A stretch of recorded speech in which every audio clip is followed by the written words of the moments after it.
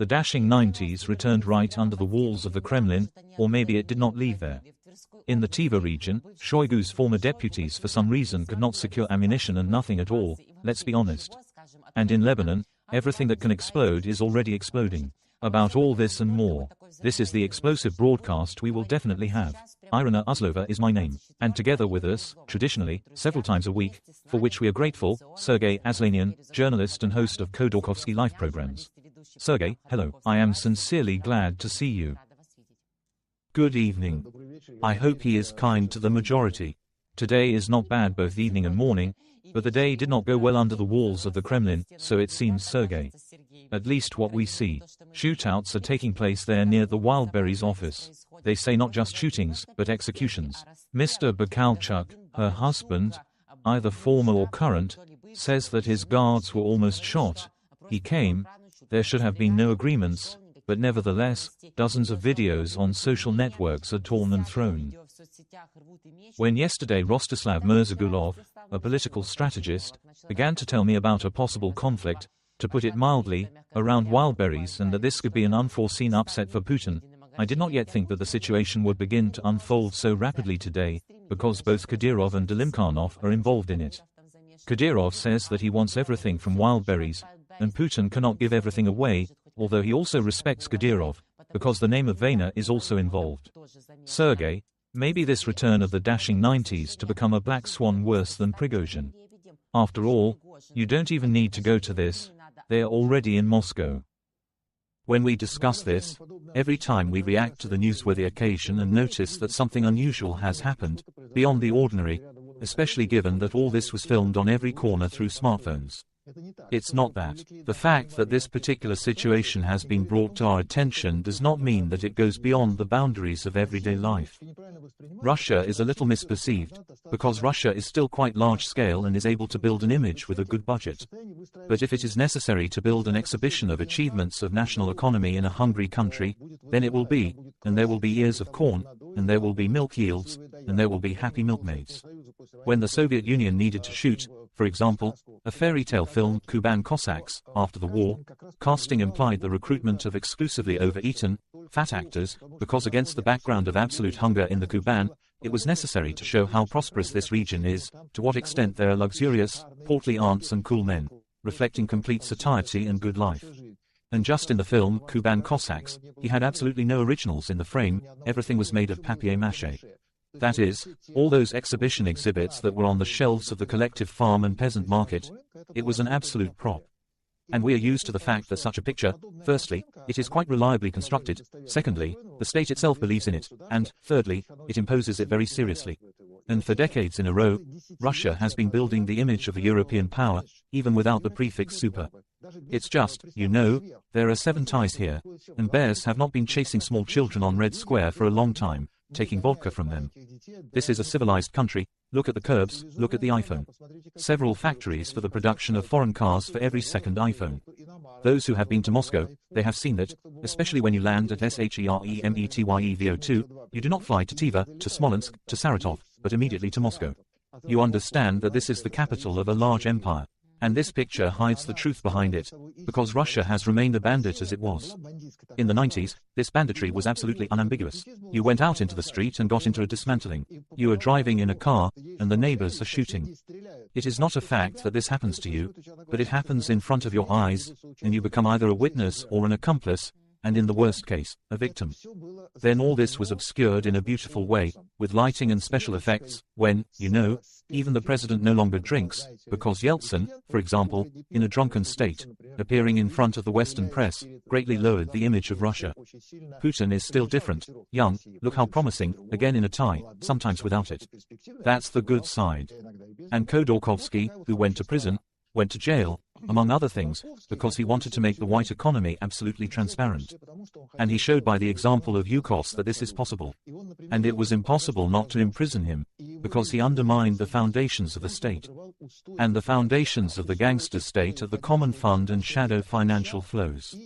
And a few years ago, when Golikova was still a federal minister in charge of social projects in Russia, she noted that the numbers differed because she was very evasive. but nevertheless you can still find references. Half of the working-age population of Russia works in the grey sector. But if half of them work in the grey sector, then at least half of the Russian economy is grey. Of course. Business in Russia is not created without the FSB. The curators of the FSB, the larger the organizations, the more. If it is a bank, there are from 5 to 20 curators of the FSB. If it's some dealer selling cars, 3 to 5. And when many people tried to play fair, you know, in business, let me sell Mercedes, and I have an honest partner from Germany, and I have honest accounting with him, and I show my accounting to my German partner, demonstrate financial flows, provide reports, well, because it is very important for him that he works in Russia with honest people. But in Russia, this is impossible. And in Russia, they instantly put you in your place and say, so, why are you officially working?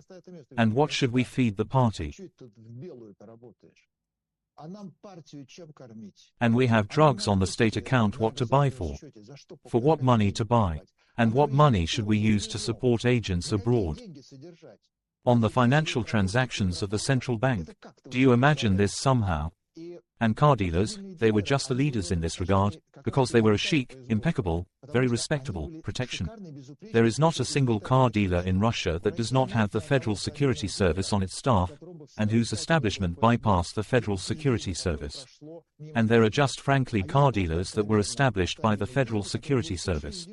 They just called and said, Major, so, from tomorrow you are our general director. You'll be a Volvo dealer. Do you understand everything? Yes, Comrade Colonel. And a new Volvo dealer appeared.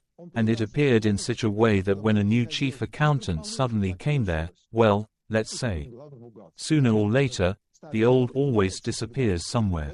A new one came, and after 15 minutes he found some kind of grey stream. The general came and said, Ivan Ivanovich, sorry, I don't understand, but what kind of money is this? Russia is arranged in a similar way. There is no honest business in Russia. There is not a single honest business in Russia. And the larger it is, the more shady it is, and secondly, it feeds more filleted faces, which, by the way, no one knows. And those small sprouts of private business, which for some reason were not very much controlled by the state, and for some reason still grew into serious structures. They were then either confiscated or defeated, because this is unacceptable. The financial movement of funds in Russia cannot be, firstly, white, secondly, not controlled by the Federal Security Service, and thirdly, only for the sake of business. Any business in Russia is obliged to feed the Federal Security Service, because the fight around the world, the purchase of hackers, the invasion of the American election campaign, any other acts of sabotage, and at least just accounting and control over what is happening in the world, requires money. And this money, it should only be shadow, because it is now very difficult to legally finance what is inexplicable in Europe. That is, it is very difficult to keep agents on legal payments from the Federal Security Service. Therefore, there should be a shadow economy, shadow financial flows. And there is an official screen. Look at how respectable Russia is. Space, nuclear fleet, trade, a promising partner. That is, that's all good. Look at the theaters, look at the films, look at Moscow. Well, here is a beautiful picture. It has always been just a picture. And what is happening now around Wildberries surprises only those who turned away and did not want to see the real situation. But now, recently, a certain irritability has arisen, there has been less tolerance. Previously, it was possible to play this double scenario. That is, you, for example, are a respectable businessman. Therefore, before you were scolded, you were summoned to the office and told, Ivan Ivanovich, well, you understand everything, we need to come to an agreement. And Ivan Ivanovich understood everything and negotiated, or called his roofs and negotiated, or roof to roof met and negotiated. There was a shadow side that no one saw, because it did not climb out behind the screen of respectability, and now it is. Now there is no opportunity and no need to be shy. What do I need this Ivan Ivanovich? Yes, I'll call Chechens now. Come on, quickly, guys. And now we already see that the same people who have existed for 5 to 10 - 15 to 20 years in the legal business in front of everyone, have grown, strengthened and turned into respectable, very worthy people with great turnover. Previously, they also had to present a screen. And now they are no longer shy. And when we see that we just shot each other, this becomes the norm. It's just that this did not happen so obviously before, not always in Moscow, but in the provinces this happened in the order of things. And in Russia, there are no statistics on murders. If you look at the statistics of the Ministry of Internal Affairs, the official website, there is no murder article. There are several vague positions. There are serious bodily injuries with a fatal outcome, intentional grievous bodily harm, as a result of which someone is still somehow. If you calculate, set a goal and determine how many people are killed in Russia per year, there will always be 17,000. 18,000, in this case. He calls the senior programmer and says, Vasyanka, have you even seen the figure? Oh, sorry, Ivan Ivanovich, of course, 17. But at the same time, there are other figures. About 100,000 people in Russia go missing a year. 100,000. And about 90,000 unidentified corpses a year. Unidentifiable corpses. That is, 17,000 murders, and corpses that. Do you know who it is? We are not aware. 90 to 100,000 every year. And also the missing. These are not the same people. This is a plus to this. That is, about 200,000 killed per year, with the official figure of 17,000.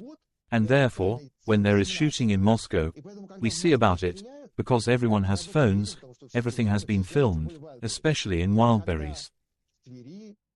And when in Tiva, when in Pskov, when in Ulan-Ude, well, no one knows about it. But 100,000 missing people is not a random number, 90,000 unidentified corpses are not a random number.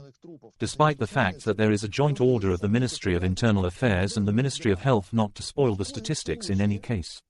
And it says in this order exactly how to make sure that murders are not included in the final statistics. The same as with an accident. Because officially it used to be like in Russia. In the evening after the shift, the doctors were sure to report to the police how many of their deaths were. That is, there are 5 corpses in an accident, 10 in a fire, 1 homeless person under the fence. There had to be a certificate, after which the prosecutor's office and the police decided whether to initiate a criminal case or not. Well, because there is a corpse. This is an accident. Well, let's not open a case. This is non-identification. Let's not. This is a suicide. And then there was an order not to give this certificate in any case. And, for example, if a person died as a result of an accident, how long will it take? So he had an accident, and he was brought to the hospital.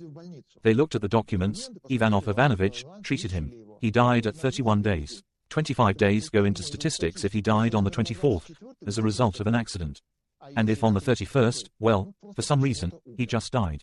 And if an unidentified person is brought from the street, for example, without documents, he goes to the statistics as other. That is, if 10 people are found on the street with gunshot wounds to the head, they are not counted as killed or victims of firearms. If they do not have documents, they go as unidentified deceased for an unknown reason. And from this, a general picture of Russia emerges. Everything is fine, no one is killed, well, no more than 17,000. Russia can afford this luxury, there are no criminal showdowns, and the economy is all white. But in fact, this is a screen of VDNKH, where there is papier-mâché, oranges and pineapples. Absolutely everyone is killed on the streets of cities, they shoot without a twinge of conscience. What has changed? Why Wildberries all of a sudden? Why are we talking about this now? Only because now there is no point in hiding and hiding. In the past, they could scold you, say, well, Colonel, what's the matter? Ivan Ivanovich, we put you in charge of this bank. Why did they bang the cashier in your backyard? What the? Ivan Ivanovich, figure it out. And now even they say, Vanya, what did you have there? Did you kill the chief accountant? Well, I disposed of the corpse. Okay, we will take it out into the street, throw it up. The atmosphere in Russia has changed, but the texture, economy and essence of Russia have not changed. Russia was like that. Russia had to present the happy communist everyday life of any builder of socialism and communism, but at the same time it could imprison him under any article or shoot him in 1937.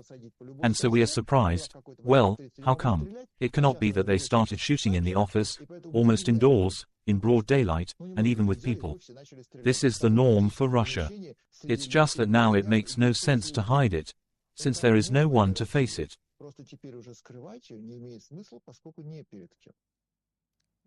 Yes, impunity, frivolity and the feeling that everything is allowed lead to the fact that they really shoot not only at night, but even in broad daylight.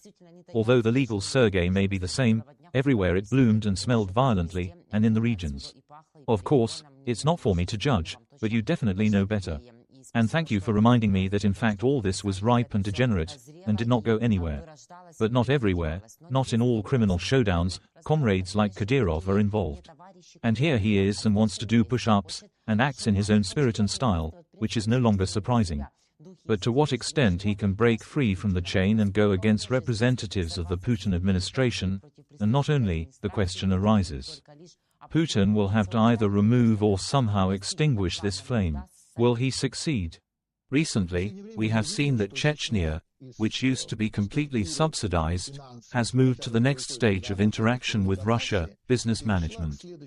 Putin has confiscated highly lucrative assets such as Danon and Rolf several times in a row and handed them over to the Chechens.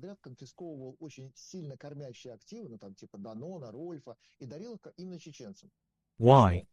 Because Kadyrov, realizing that Putin is not eternal, will still live himself, although younger than Putin. Despite all the diagnoses that the press attributed to him, unlike the doctors.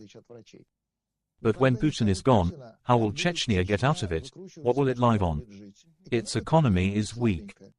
There are practically no prospects for any serious investment, attractive growth. Tourism in Chechnya looks somewhat far-fetched and premature. You have to make money from something. But if now, using the fact that Putin, well, let's take the next step, how much can we feed? Let's feed and earn ourselves, give it to us. The alienation of feeding businesses in favor of the Chechens will make it possible after Putin's death not to immediately flee to Moscow in order to renegotiate financing, political influence and the distribution of roles. Because at first, when the situation will be vague and it is not clear who is for, who is against, who is friend and who is enemy, Rolf, the largest distributor in Russia, who sells the largest number of cars, will feed Chechnya. And Danon, taken from the French, will also feed Chechnya.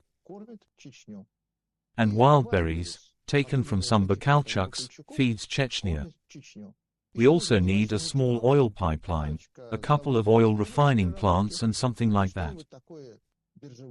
And now the Republic has a fairly good financial situation, which does not shine with stability, but at least allows you not to unpack your special cards and not go to the bank until a rainy day.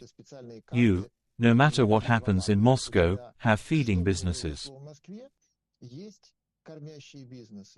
And now is the time when there is a redistribution of the market, when you can act on the principle of GOP stop or by agreement, and say, Volodya, come on, transfer the most tasty assets to management.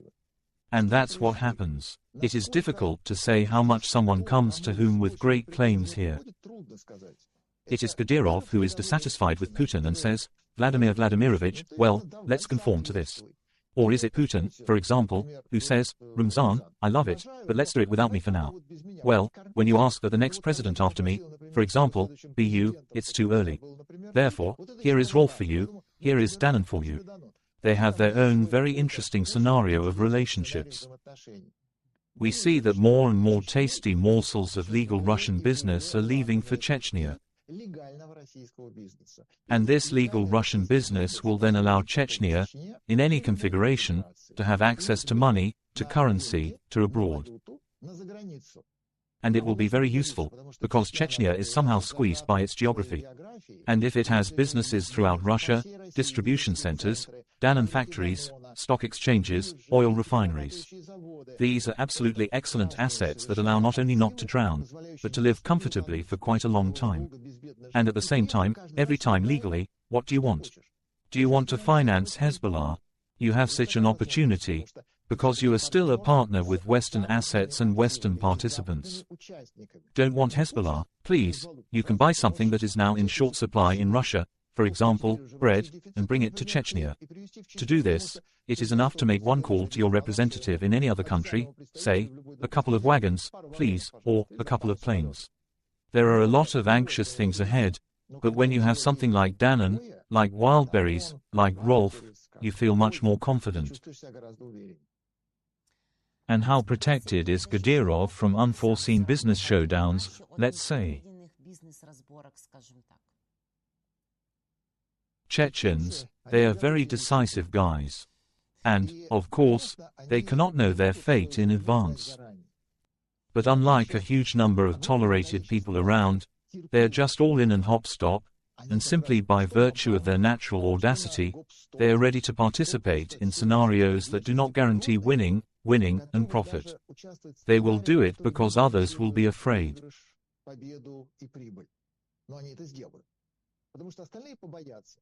The standard configuration of relations in the Russian hinterland rests on the appearance of Chechens, who are now deciding the issue. And, let's say, somewhere someone is arguing with someone, and then one of the parties calls the Chechens and says, "Guys, there is a small geschäft here, help." The opponent surrenders without a fight, because no one will ever be able to fight against the Chechens. The police are the first to capitulate. No matter how they feel, they may not like them, but they know for sure that if there is a conflict with Chechnya, firstly, they will surrender their own command, no one will stand up, defeat is guaranteed. In this regard, there is no need for a constant test of strength and self-confidence, because when it comes to taking very decisive action, it will already be obvious. The Chechens will do it. The rest are definitely not. Sergei, yes, they are very decisive, but not when it is necessary to stop Prigozhin's campaigns and advance on the Russian-Ukrainian front. Here they are somehow not so decisive. We understand that, apparently, they say the determination for their own interests and showdowns. Let me remind our viewers that we are working live on YouTube on the 24th. Sergey Aslanian, journalist and host of Khodorkovsky Life programs. Almost 4,000 people watch us. Thank you for your comments. Write your questions. I'm sure you have them too. You have already mentioned Tiva today. Today, everyone has not remembered it, in principle. But, probably, he wanted to forget Shoigu and his once defender and assistant Dmitry Bulgakov, who is now imprisoned for corruption. Not only, although they're all sewn there with the same bast, as we understand. Nevertheless, in the Tiva region, we lost 8 Kinjal missiles and weapons received from partners from the DPRK and Iran, as well as at least 6 dead. What kind of arrival? Some Russian telegram channels complain, as if referring to Kremlin sources. But nevertheless, referring or not, our Special Operations Forces, the Security Service of Ukraine and the Defense Forces of Ukraine report on the successful defeat of one of the largest, in fact, the largest arsenal of ammunition and weapons in the geographical European part of the Russian Federation. Drones were flying, missiles were flying, perhaps ours and not only, our military experts say. As a matter of fact, a good arrival, the detonation continues and, most likely, will last for a long time. And in 2018, Dmitry Bulgakov, Shoigu's deputy, whom I mentioned, tore everything he could, and said that he had built such defensive structures that even a nuclear strike would not take these arsenals, and the red ribbon was cut. Everything was as it should be, in general, as we can see. But there was no nuclear strike. But the other, as our military expert Roman Sviton ironically says, everyone there was amazed. To what extent does this absolute insecurity and corruption help our armed forces to hit ammunition depots and arsenals on the territory of the Russian Federation, and only local residents are amazed there?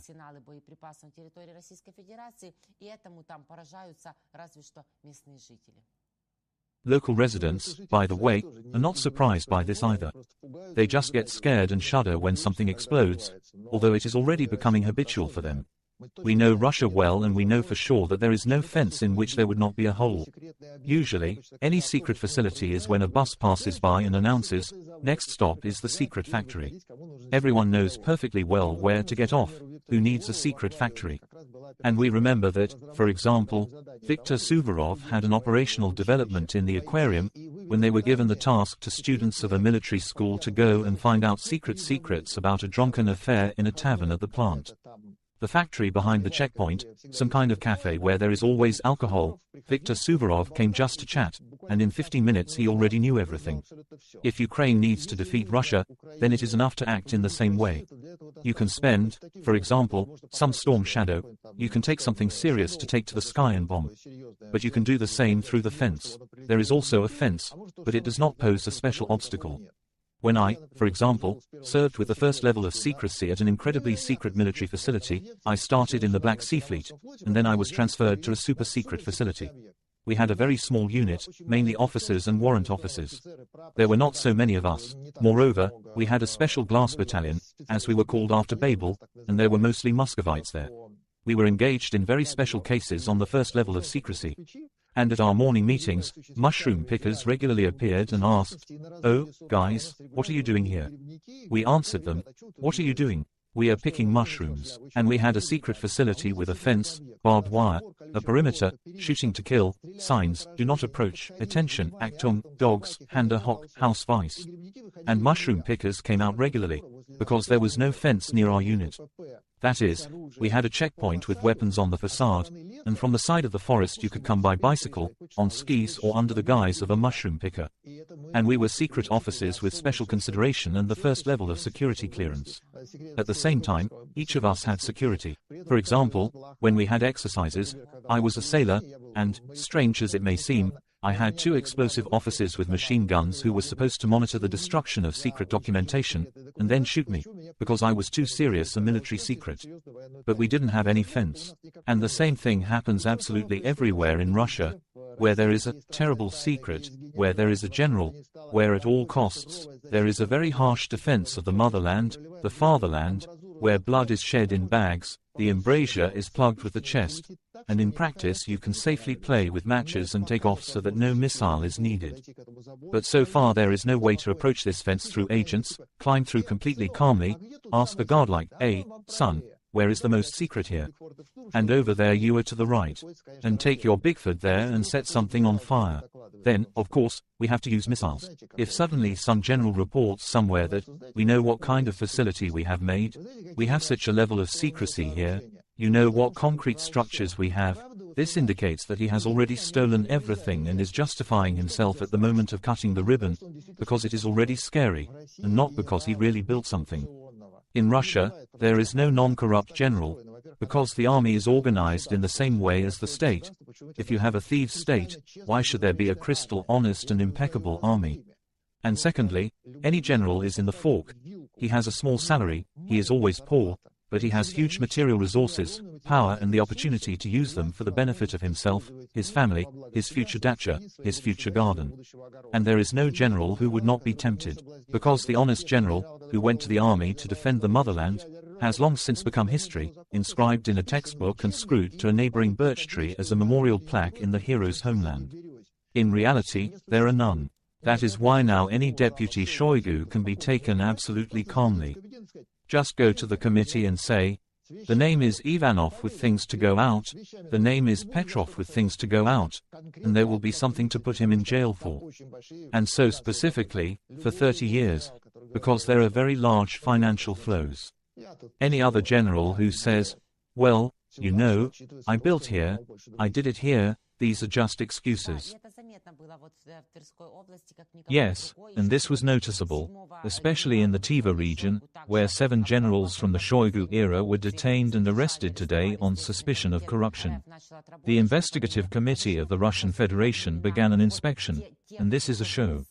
It is those who were under Shoigu, when he headed the Ministry of Defense of the Russian Federation, who row and sweep 1 or 2 a month. Will it ever end? Of course not, because how many generals there are in Russia is the only thing that can be imprisoned. Moreover, including those combatants who are right here in bags of blood, and those who are in the headquarters. But Russia, after all, is not accidentally two-headed. The eagle has 2 heads, Russia has 2 capitals, Russia even has the first 2 television channels. Therefore, Russia necessarily has ambivalence in everything. And there is the very screen with which we started, when a superpower stands in a dress jacket, and there is its completely thievish essence. Generals are thieves, they are all imprisoned, but at the same time you have to balance between what they lie and what they don't believe in every time. You know, the Russian army, it will now decisively storm the city of Sudra. It became a city after his death, because there are 5,000 people there. This is a village. And secondly, after all, this seems to be your land, right? And why do you suddenly need to beat it back? And there is a sign. The victorious army is successfully doing something like this there. And there is a point when it does not win, and it is very difficult to determine at what point to lie. It seems to be about victory, but when generals are imprisoned, it means that someone, well, the other head whispers and says, well, we don't win, we need to blame someone. Who do you need to blame? A lieutenant. It's not interesting. Let's talk about the generals. Where are the generals? Great. Šojgu is now weak. He cannot protect anyone. Children are no longer frightened by his name in distant Ulysses, so we row his team. He has a lot of generals. He has produced an incredible collection. This is just about Cyril Nord Parkinson. The fewer ships Great Britain has, the more admirals. When there is not a single ship, then all are admirals.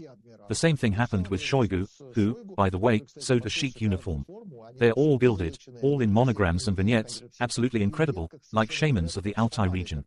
And these shamans, of which there are a huge number, can be imprisoned, but you need to maintain a balance. So all of us are thieves, after all. No, not all thieves. Do we have victorious generals? Eat. And where are they? Oh, sorry, they are thieves, they went to prison. It is very difficult to lie every day so that the population, which remembers something from what they have recruited before, does not poke you and ask you again. And although the population does not meekly ask, one head still whispers to the other's head. The double-headed Russian eagle says, so, it means that the team needs to be cleared for Belousov, fired. You can dismiss them quietly, but let's still admit that they are to blame for the fact that we did not win the war in 2.5 years. Therefore, we imprison all corrupt officials, after which the army will become better, stronger. And after that, we will win the war, which we did not win, because they are all corrupt. And if they are corrupt officials, and our generals are fighting in the open field, then it turns out that they are also corrupt officials.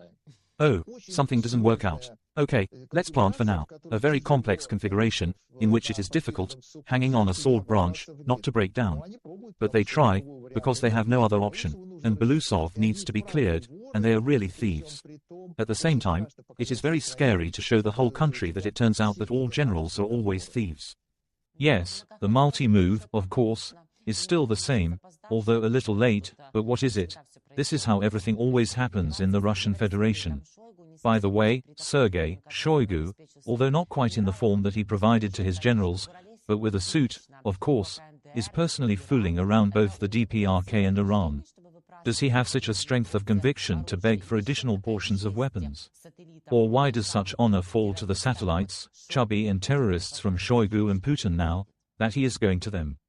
Usually, even the best intelligence of socialist countries or all sorts of other very strange constitutional formations, such as Iran, reacts not to the essence, but to the position. That is, if it is written on the door that it is a minister, then they believe that it is a minister. And the fact that behind this door, for example, there is some kind of puck, no one cares anymore. That's when you need to send some person with a beautiful business card, while he doesn't decide anything, because, in principle, these are very ordinary conversations. When you need it seriously, you come yourself. You shake the chubby hand, give him another Oris car. By the way, where did the previous ones go? Well, what you presented last week, we have long since eaten, so here is a spare for you, since there are no spare parts for the first one. And when agreements are reached, a telephone conversation solves absolutely all issues. You call and say that we need more shells, more rockets. He asks, and what will you give me? You answer, and I'll give you whiskey. He agrees, okay, I'll bring it now. Mine are soft, and yours are hard, because they are not fed. But this is the East, Asia. In Europe, you can negotiate by phone, and everything will be done. In that case, a 5-word arrangement would translate into billions of dollars that could be invested in electrified Australia or New Zealand. It doesn't happen like that here. Therefore, if you need to maintain the level, you send something that you yourself do not regret.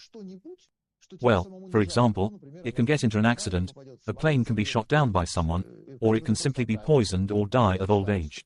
Šojgu fits perfectly, because, you know, when the Security Council opens a handbook and translates from Arabic or Korean, it turns out that this is the Russian body that dictates to Putin who to put up with and who to fight with. And who is the chairman there? Oh, it's a former defense minister who has worked his way up. He is so successful that he was the Minister of Defense, and now he heads the Security Council, the most powerful structure under the leadership of which are the NKVD, the Cheka, the KGB and all the rest. He comes to confirm that the shells are still needed, the king is still naked, the patch on his jeans is missing, and we still need your chips, shahes, shells, and missiles. Give, give, give, give. And at the same time, this is a very respectable give. He respected, so respected.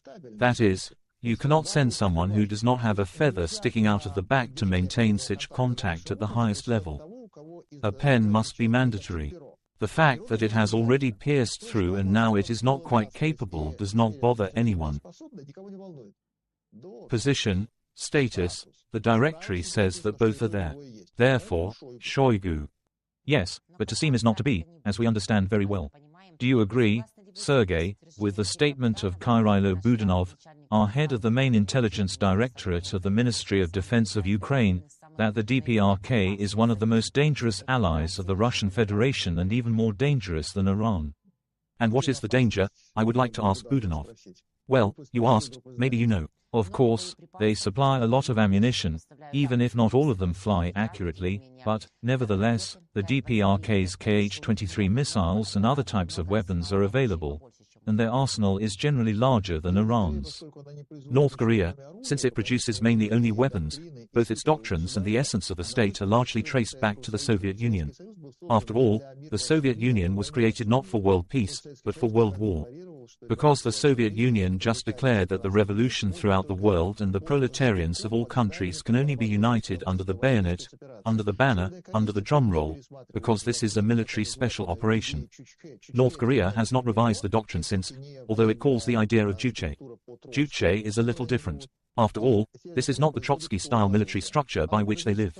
And North Korea produces only weapons. It produces everything else that is very bad. There is practically no food there.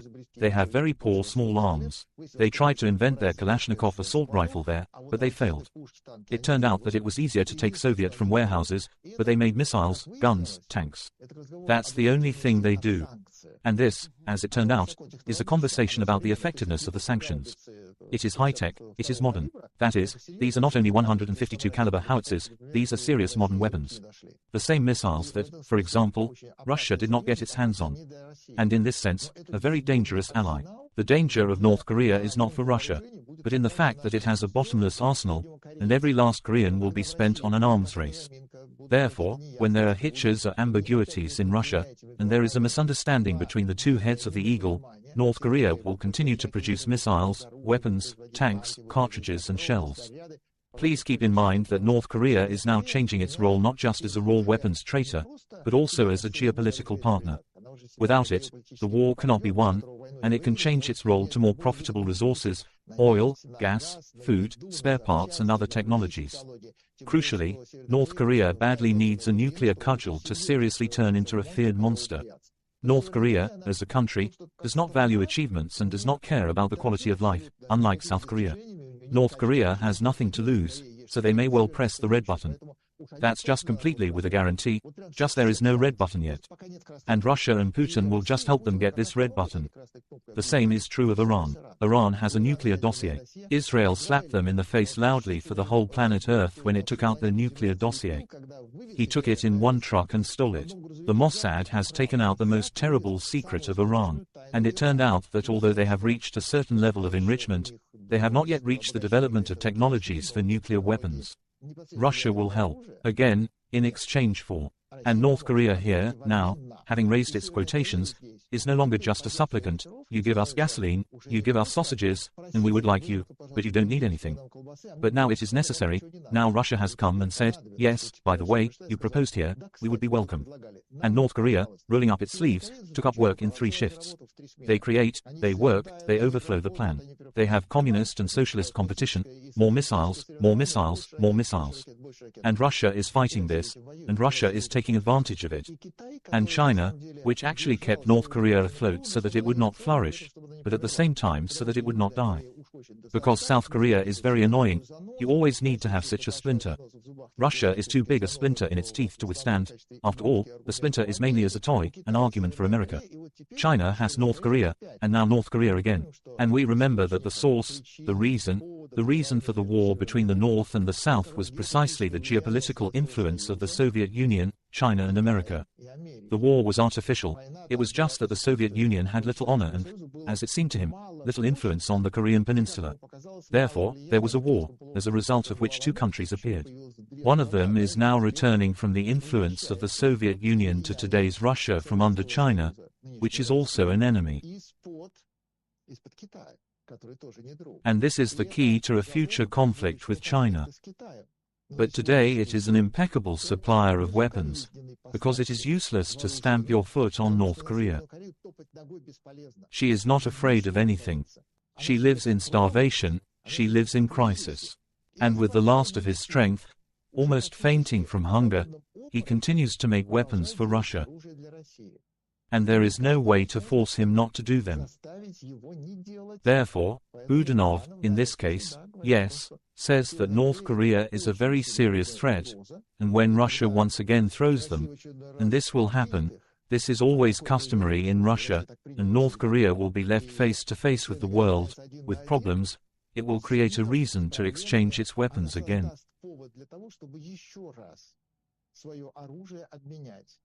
Either by using it, exchanging it, or in exchange for not using it. But this will be a weapon of a different level. And this will include nuclear weapons. And North Korea will definitely not change, unlike Russia, which will recoil from it after some time. Irina Uzlova, Sergey Aslanian. More than 5,000 people watch us. Thank you, friends, for your activity, comments and questions. In principle, Sergey already answers many of them in the context of his analysis. About another slap in the face of Israel, or maybe, of course, they have nothing to do with it at all. Let's talk now at the final stage of our today's conversation. In Lebanon, the second day, a new series of explosions. This time, not only pages, which simply blew up with memes, and also with a boomerang of God's wool, directly members of the Hezbollah group and social networks of all countries of the world, I think, which are just possible and not. Now everything is exploding. Electronic devices, gadgets, electronics on motorcycles, cars and more. Israel has not officially commented on anything. I believe that he will not comment on anything on the eve of the American elections. But how is it really such a big slap? How can it moderate the ardor of Hezbollah, and will we officially see any use of this boomerang of God's wool by official Israel? Well, how will this affect the course of the war in the Gaza Strip? Israel is weaning its enemies, Hezbollah, from using electricity in the first place. It will be scary even to light a light bulb. Well, because it will explode. With pages, of course, it turned out great. This is a special event of the highest class of training. Because Hezbollah, it has switched to the old school, to pages. Due to the fact that the Israelis calculated on a cell phone, on a signal, and very accurately hit with a missile in the head of another Hezbollah leader, an ordinary Hezbollah fighter. Then Hezbollah switched from cellular communications to pages. And she always buys pages in the same place. And the Israelis gave them 5,000 pages. And these pages didn't go to civilians, they went to Hezbollah, because it's an internal local network to alert Hezbollah fighters, Hezbollah leaders and everyone else in Hezbollah. They press the red button, the Israelis always have a red button. And it worked throughout the country. And then it turned out that these fighters against Israel, who are used to the fact that Israel meekly feeds them, sings, heals them, they always take the same things from the same thing. Medicines, electronics, gasoline, food, humanitarian aid. And they believe that Israel simply has to. Israel is pleased to fulfill those obligations. Now these obligations to pager, this was especially obvious, are backfiring on them. It turns out that it is also how, but to what extent will their plans to scale up the unleashing of hostilities against Israel now nullify it? It's very scary when you don't know what exactly is a threat in the absence of an Israeli in the range of your weapon. When an Israeli is in your sights, you understand that he can be a clever shooter, and when an Israeli is not there, and the dust has exploded, you no longer know, but the iron, And the refrigerator, and where did you get the bottle of water from? Well, not to mention all the other electronic wonders. Israel, it does not forgive. And Israel, it first repulsed the attack, and then went on a decisive counteroffensive. At first, he clearly showed that the Gaza Strip, the Dutch Heights, and the rest of the adjacent territories would be under control, and would be subordinated, and would be neutralized. And then he went along the route, when everyone is given credit for what they have done. The Arabs are very arrogant in this regard and are too quick to believe that people around him are just like them. They are also quite cunning, but with inflexibility they have slightly different characteristics. The Israelites have not forgotten anything for centuries. The Israelis have been able to take revenge, following the example of the 1972 and 2001 Olympics, for decades. But since then they have a different scale, a different resourcefulness, and different technologies. That's why there are pages, that's why electronics. And then the same Hezbollah, then the same Hamas, now has an enemy. It's not just the one you see, it's the one next to you.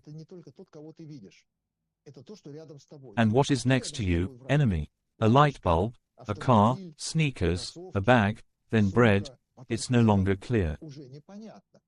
And Israel has just shown that all this can now work against it at any moment. And on the one hand, of course, it's great when you go out in front of people and say, wall breaker, black armbands, there are special paraphernalia, we raise slogans, shout their Allahu Akbar and run, respectively, wall to wall, destroy, cut, kill, cut off heads. This is a specific clash that you call people to, and at this moment they must admire, ignite and run. And it's very hard when each of them fumbles in his pocket, says, so, what, pager, yes, so, shoelaces, with metal tips, so, who gave me this bottle of water, well, take it immediately. That's when your opponent is demoralized, when he is absolutely disoriented, when he did not even think that such a thing could happen. This is not just the effect of surprise, this is a very prolonged effect, when you are already scared for any reason, always regardless of what is happening. Snap your fingers, 5 will die, the rest will faint. Well, because they thought that this is the very thing that terrible dreams are about. And when Israel acted in this way, it somewhat reduces the level of aggression, gnashing of teeth, it does not decrease, and the desire to do something like this with cries to Allahu Akbar noticeably calms down. Somehow, a little bit of tonality, a little bit of activity, a little bit of efficiency. Somehow the screams are no longer so audible. But we also hope that we will act in a format of reward to each according to his deeds, and war criminals and their supporters on the territory of the Russian Federation will fear that retribution will befall them. They may find themselves in a situation where their cigarette explodes, and not necessarily in a planned location, and the scale of the consequences can be unpredictable. Sergey, thank you infinitely for this wonderful conversation, for your professional analysis, for your sense of humor, irony, not only, and for your position, of course, first of all, until we meet again. Glory to Ukraine. Glory to our heroes. Thank you. Sergey Aslanian, journalist and host of Khodorkovsky live programs. Friends, thank you for being so active. 600 people watched us. Thank you for your comments. Watch us and in the recording. Please subscribe to Sergey's YouTube. It is easy to find it in the description under this video. Subscribe to YouTube on the 24th too. And thank you. All your actions allow our conversations to advance through the expanses of YouTube. Take care of yourself. Believe in the armed forces of Ukraine. See you and win.